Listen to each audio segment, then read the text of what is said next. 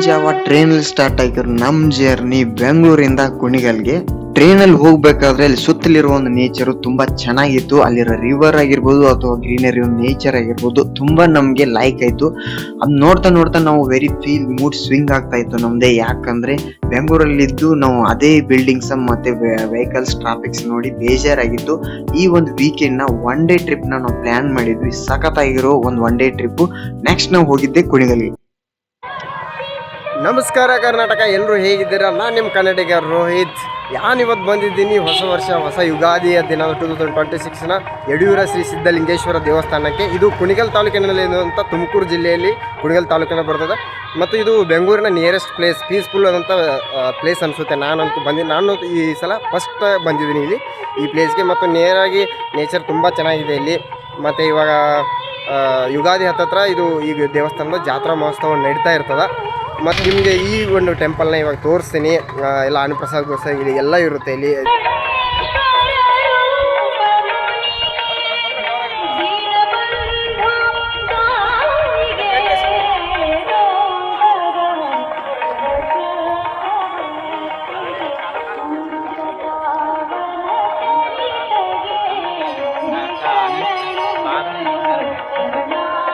ಈ ದೇವಸ್ಥಾನಕ್ಕೆ ಬರುವಂಥ ಭಕ್ತಾದಿಗಳು ನಾನೊಂದು ರಿಕ್ವೆಸ್ಟ್ ಮಾಡೋದಂದರೆ, ಇಲ್ಲಿ ಒಂದು ಟ್ರಸ್ಟ್ ಆಗಲಿ ಅಥವಾ ಇವಾಗಿನ ಒಂದು ಮಂಡಳಿ ಆಗಲಿ ಇಲ್ಲಿ ಕ್ಲೀನ್ನೆಸ್ನ ಮೇಂಟೈನ್ ಮಾಡಿದ್ದಾರೆ. ನೀವು ಬರುವಾಗ ಯಾವುದಾದ್ರು ಪ್ಲಾಸ್ಟಿಕ್ ವಸ್ತುನ, ಬಾಟಲ್ನ ಅಥವಾ ಪ್ಲಾಸ್ಟಿಕ್ ಏನಾದರೂ ತೊಗೊಂಡ್ಬಂದಿದ್ರೆ ಇಲ್ಲಿ ಅನ್ಕೋ ಬಿಸಾಕ್ ಹೋಗಬೇಡಿ. ಯಾಕಂದರೆ ಪ್ರತಿಯೊಬ್ಬರು ಒಂದು ಬಾಟಲ್ನ ಎಸೆದ್ರೆ, ಹಾಗೆ ಎಲ್ಲರೂ ಎಸೆದ್ರೆ ಅದು ಎನ್ವೈರ್ಮೆಂಟ್ಗೆ ಸರಿಯಲ್ಲ. ಮತ್ತು ಇಲ್ಲಿ ಒಂದು ಪೀಸ್ಫುಲ್ ಆಗಿರುವಂಥ ಪ್ಲೇಸ್ನ ಕಾಪಾಡ್ಕೊಂಡು ಹೋಗೋದು ಅದು ನಮ್ಮದು ಒಂದು ರೋಲು, ರೆಸ್ಪಾನ್ಸಿಬಿಲಿಟಿ. ಪೀಸ್ಫುಲ್ ಅಂತ ಜಾಗ ಇದೆ ಅನಿಸುತ್ತೆ ನನಗೆ. ಯಾಕಂದರೆ ಅಷ್ಟೊಂದು ನನಗೆ ಇಷ್ಟ ಆಗಿದ್ದ ಪ್ಲೇಸ್. ಇವಾಗ ನೀವು ನೋಡ್ತಾ ಇರೋದು ದೇವಸ್ಥಾನದ ಒಳಗಡೆ ವ್ಯೂ. ಸಖತ್ತಾಗಿರುವ ಒಂದು ಪುರಾತನ ದೇವಸ್ಥಾನ. ಈ ದೇವಸ್ಥಾನವನ್ನು 15ನೇ ಶತಮಾನದಲ್ಲಿ ನಿರ್ಮಿಸಿರ್ತಾರ. ಒಂದು ಪುರಾತನ ದೇವಾಲಯ. ಈ ಒಂದು ದೇವಸ್ಥಾನ ಕರ್ನಾಟಕದಲ್ಲಿ ಪ್ರಸಿದ್ಧ ಯಾತ್ರಾ ಕ್ಷೇತ್ರ ಆಗೈತಿ. ಪ್ರತಿ ವರ್ಷ ಸಾವಿರಾರು ಭಕ್ತರ ಇಲ್ಲಿ ಭೇಟಿ ನೀಡಿ ಆಶೀರ್ವಾದವನ್ನು ಪಡ್ಕೋತಾರ. ನಾವು ಹೋದಂಥ ಸಮಯದಲ್ಲಿ ಜಾತ್ರಾ ವೈಬ್ ಸ್ಟಾರ್ಟ್ ಆಗಿತ್ತು. ಅಲ್ಲಿ ಲೈಟ್ಸು ಮತ್ತೆ ಒಂದು ಪೇಂಟು, ಕ್ಲೀನೆಸ್ಸು ತುಂಬಾ ಚೆನ್ನಾಗಿ ನಡೆದಿತ್ತು. ಇಲ್ಲಿ ಬರುವಂತ ಭಕ್ತಾದಿಗಳಿಗೆ ಸ್ನಾನದ ವ್ಯವಸ್ಥೆ ತುಂಬಾ ಚೆನ್ನಾಗಿದೆ. ಇದು ಟೆಂಪಲ್ನ ನಿಯರ್ ಆಗಿರುವ ಒಂದು 100 ಮೀಟರ್ ಇರುವ ಮಾರ್ಕೋನಹಳ್ಳಿಯ ಒಂದು ಶಿಂಷಾನ್ ಇದೆ, ಬ್ಯಾಕ್ ವಾಟರ್ ಇದಾಗಿರ್ತದೆ. ಇಲ್ಲಿ ಸ್ನಾನ ಮಾಡಿ ನೀವು ಟೆಂಪಲ್ಗೆ ಹೋಗ್ಬಹುದು. ಮತ್ತೆ ಅದಾದ ನಂತರ ಅಲ್ಲಿಂದ ಸ್ಟಾರ್ಟ್ ಮಾಡಿದ್ ನಮ್ ಜರ್ನಿ ಮಾರ್ಕೋನಹಳ್ಳಿ ಡ್ಯಾಮ್ ಕಡೆಗೆ. ಅಲ್ಲಿಂದೊಂದು ರಿಕ್ಷಾ ರೆಂಟ್ ಇತ್ತು. ಅಲ್ಲಿಂದ ನಾವು ಮಾರ್ಕೋನಹಳ್ಳಿ ಡ್ಯಾಮ್ ಹತ್ರ ಹೋಗ್ತಾ ಇದ್ವಿ.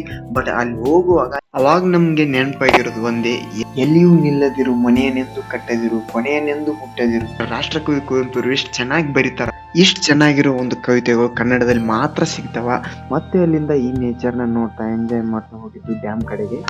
ನಾವು ಡ್ಯಾಮ್ ರೀಚ್ ಆದ್ವಿ. ಡ್ಯಾಮ್ ಮೇಲಿಂದ ಈ ವ್ಯೂನ ಸಖತ್ ವಂಡರ್ಫುಲ್ ಆಗಿರೋ ವ್ಯೂ ನೋಡ್ಲಿಕ್ಕೆ ಸಿಗ್ತದ. ಈ ಒಂದು ಡ್ಯಾಮ್ ನ ಸರ್ ವಿಶ್ವೇಶ್ವರಯ್ಯ ಅವರ ಡಿಸೈನ್ ಮಾಡಿರ್ತಾರ. ಈ 1938ರಿಂದ 1940 ಅವಧಿಯಲ್ಲಿ ಮೈಸೂರು ನಾಲ್ವಡಿ ಕೃಷ್ಣರಾಜರ ಒಡೆಯರ ಅವಧಿಯಲ್ಲಿ ಈ ಕಾಲದಲ್ಲಿ ಈ ಒಂದು ಡ್ಯಾಮ್ ನ ನಿರ್ಮಿಸಿರ್ತಾರ. ಈ ಡ್ಯಾಮು ಶಿಂಷಾ ನದಿಗೆ ಅಡ್ಡಲಾಗಿ ಕಟ್ಟಿರ್ತಾರ. ಈ ಒಂದು ಡ್ಯಾಮ್ ವಿಶೇಷತೆ ಏನಂದ್ರೆ, ಏಷ್ಯಾದಲ್ಲಿ ಮೊಟ್ಟ ಮೊದಲ ಬಾರಿಗೆ ಸ್ವಯಂ ಚಾಲಿತ ಸ್ಪೈಫನ್ ವ್ಯವಸ್ಥೆ ಈ ಡ್ಯಾಮ್ ನಲ್ಲಿ ಅಳವಡಿಸಿರ್ತಾರ. ಒಂದು ಸರ್ಟನ್ ಲೆವೆಲ್ ನ ವಾಟರ್ ರೀಚ್ ಆದ್ರೆ ಆಟೋಮೆಟಿಕ್ ಸೈಫನ್ ಡೋರ್ ಓಪನ್ ಆಗ್ತಾವ. ಅದಾದ್ಮೇಲೆ ನಾವು ಕೆಳಗಡೆ ಬಂದು ಆ ಒಂದು ಡ್ಯಾಮ್ ನ ಮುಂದ್ಗಡೆ ವ್ಯೂ ನ ನೋಡ್ತಾ ಇದ್ವಿ. ಅಲ್ಲಿಂದ ನಾವು ಮತ್ತೆ ರಿಟರ್ನ್ ಟೆಂಪಲ್ಗೆ ಹೊಂಟಿದ್ವಿ ರಿಕ್ಷಾದಲ್ಲಿ. ಈ ರಿಕ್ಷಾ ಒಂದು ರೇಸಿಂಗ್ ರಿಕ್ಷಾ ಇತ್ತು. ಆ ತರ ಒಂದು ಸ್ಪೀಡ್ ಡ್ರೈವ್ ಮಾಡ್ತಾ ಇದ್ರು ರಿಕ್ಷಾ ಡ್ರೈವರು. ಬಟ್ ಏನೋ ಒಂದು ಸಖತ್ತಾಗಿರೋ ಮಜಾ ಬಂತು. ಯಾಕಂದ್ರೆ ಬಿಸಿಲು ತುಂಬಾ ಟೈಮ್ ಆಗಿತ್ತು ನಮ್ಗೆ. ಅಲ್ಲಿ ರಿಕ್ಷಾದವ್ರು ನಮ್ಗೆ ಅಲ್ಲಿಂದ ಕರ್ಕೊಂಡ್ಬಂದು ಟೆಂಪಲ್ಗೆ ರೀಚ್ ಮಾಡಿಸಿದ್ರು. ಅದಾದ ನಂತರ ಅವಾಗ ನಾವು ಮಧ್ಯಾಹ್ನ ವೇಳೆಯಲ್ಲಿ ನಾವು ರೀಚ್ ಆಗಿದ್ವಿ. ತುಂಬಾ ಹೊಟ್ಟೆ ಹಸಿದಿತ್ತು. ಅಲ್ಲಿ ಅನ್ನ ಪ್ರಸಾದನ ಮಾಡಿ ಅವಾಗ ನಾನ್ ಬರುವಷ್ಟರಲ್ಲಿ ಹೊರಗಡೆ ಅವಾಗ ಇಂಜಿನಿಯರ್ ಸೋರ್ಸಸ್ ಓಲ್ಡ್ ಮ್ಯಾನ್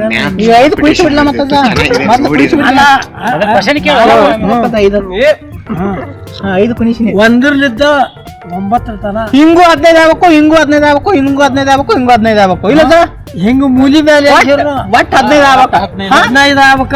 ಈಗ ಏನ ಹಿಂಗ್ ಕುಂತಲ್ಲ ಇನ್ನೊಂದು ಮನೆ ಕುಂದ್ರು ಗೊತ್ತಾಗ್ತದ. ಒಟ್ಟ ಹಿಂಗೂ 15 ಆಗ್ಬೇಕು, ಹಿಂಗೂ 15 ಆಗ್ಬೇಕು, ಒಟ್ಟು 15 ಆಗ್ಬೇಕಿಲ್ಲ.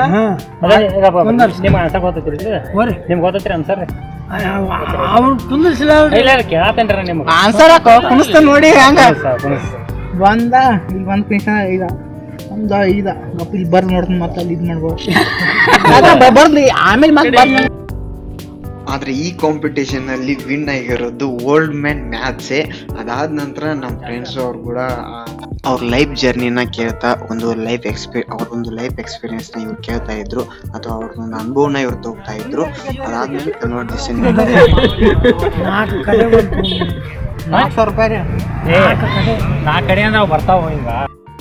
ಈ ಒಂದು ವಿಡಿಯೋ ನಿಮ್ಮೆಲ್ಲರಿಗೂ ಇಷ್ಟ ಆಯ್ತು ಅಂತ ನಾನು ಅನ್ಕೋತೀನಿ. ಇದೇ ತರ ಒಳ್ಳೆ ಒಂದು ವಂಡರ್ಫುಲ್ ಕಂಟೆಂಟ್ ನ ಇನ್ ಮುಂದೆ ನಾನು ತರ್ತೀನಿ. ಖಂಡಿತವಾಗಿ ನೀವು ಲೈಕ್, ಶೇರ್, ಸಬ್ಸ್ಕ್ರೈಬ್ ಮಾಡಿ.